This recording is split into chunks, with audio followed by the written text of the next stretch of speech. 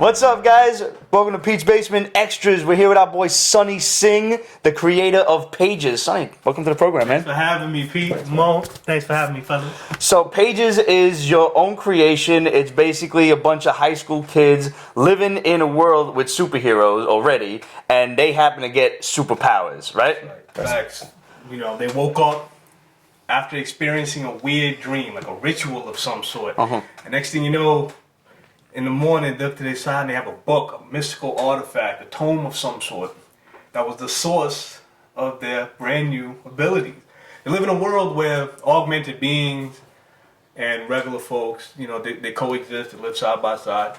And the difference between them and the augmented individuals are, augmented is genetics. Right, I was going to say, they sound like this happened to them. Exactly. So this is like the first case of people getting superpowers that is just they can't comprehend. They, they weren't born with them. This happened afterward. These other people were born. They, like X-Men kind of thing. Pretty much, it just happened. So now, you know, they're inner city kids. They live in a poor neighborhood project.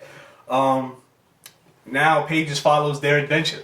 You know, what do they do when they first get powers that are off the grid? Are all of these kids friends already? Yep, they're cool with each other. They're born and raised together. They lived in the same project building all their lives. You know, from kindergarten all the way up to high school. So they're real tight like that. And the fact that they all experience the same dream, same individually. They all have a tone. They're kind of different. They look a little bit different. And when they put two and two together, like, wait a minute, this is the reason why we have powers. But now they can't read this book. It's written in a completely different language that doesn't even exist on the planet.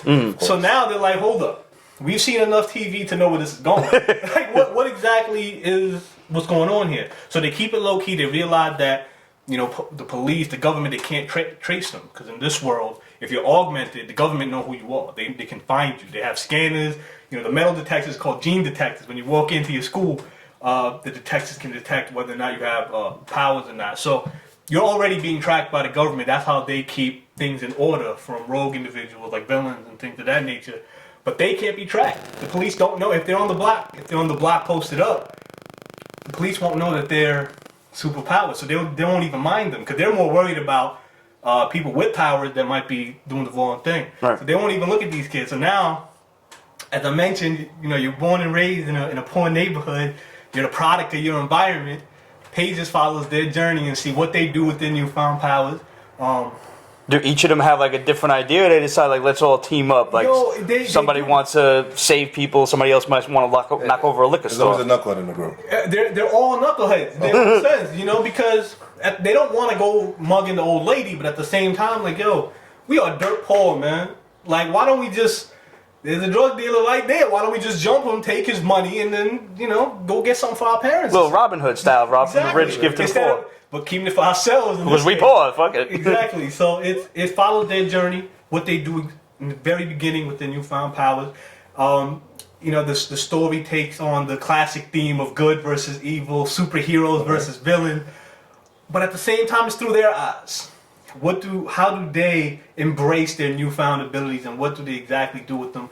How do they learn about these tomes? Because that's another mystery in itself that they're trying to figure out. Like, what do these tomes represent? What do they mean? How do we read it?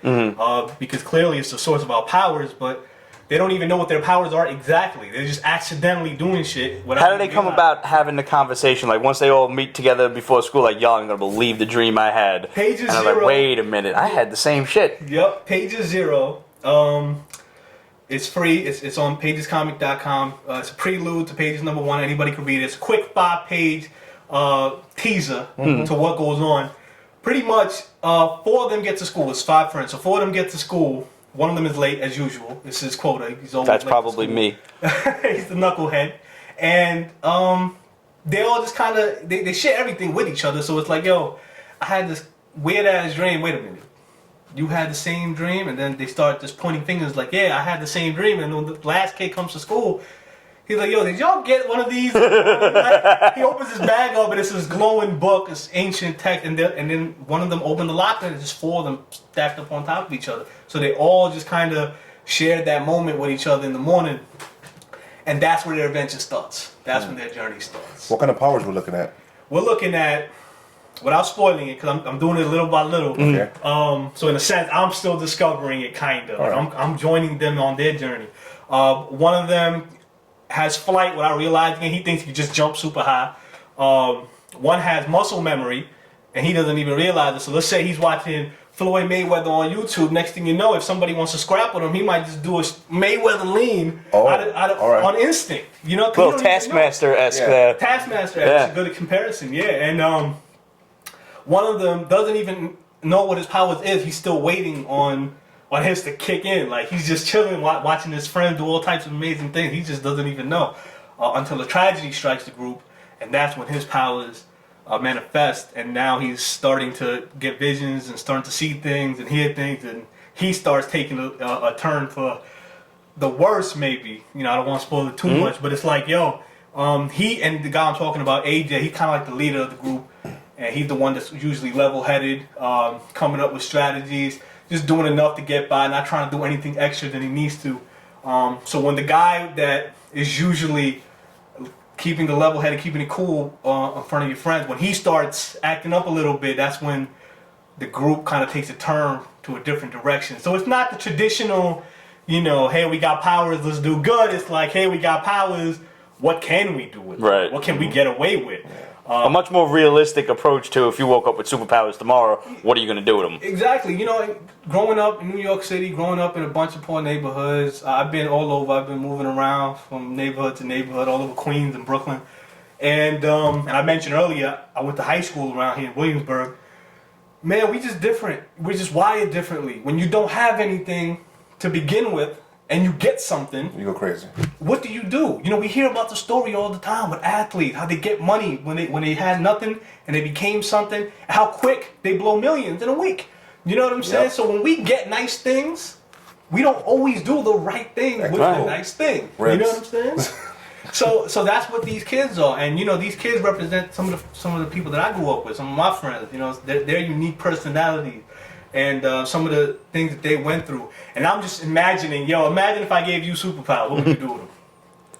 Nice. And we've all done that. As geeks, we've all had that moment. Of course, we've all daydreamed, Yeah, thought exactly. about it. Every artist or aspiring comic book writer has taken their friends and made superheroes out of them. Right. I'm guilty of it myself. Yeah.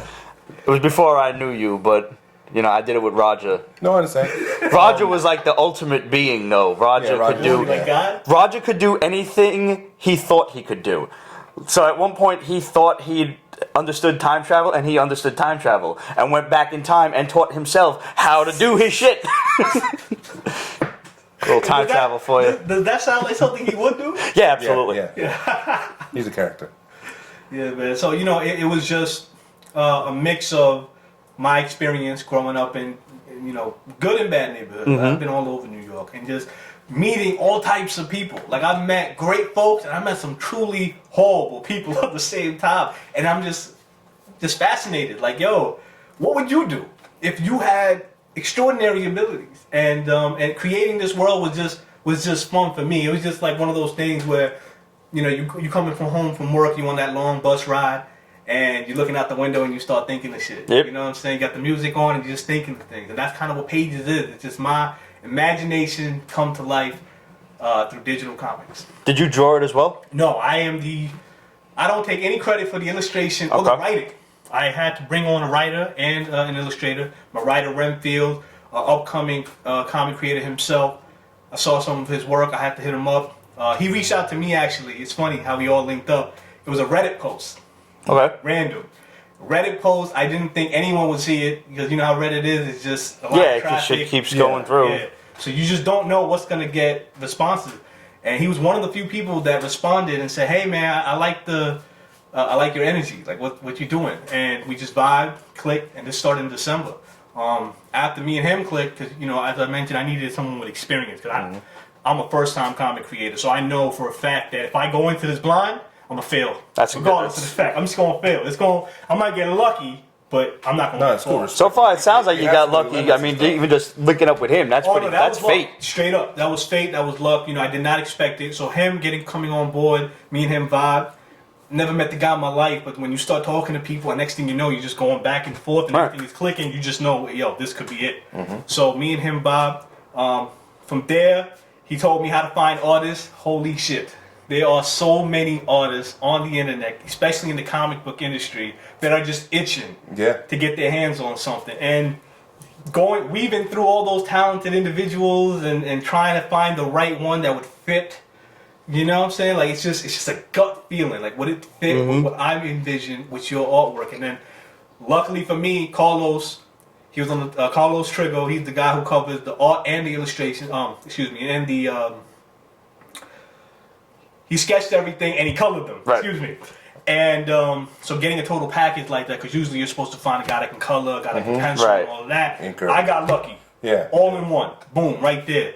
He was on top of my list, so the fact that he was down with it right off top, that's another, fake luck type situation. I can definitely tell you, I really dug the art. Like, when I first saw the page itself, the website, that is, not pages, I read a little bit of the synopsis. Okay, high school kids, and then I scrolled down to, you had a nice character sheet of everybody, and I'm like, and I really dug it was just cartoony enough, but just gritty enough to be like a New York feel, like a really high school kind of feeling. Like, like there was the big muscular dude, like it was like little ass feet and big fucking, like, I don't know, there was something really cool about the feel of the artwork. It was almost graffiti style, which to me was like, nothing says New York more than that. It just worked. Yeah. It just worked. And let's be real here.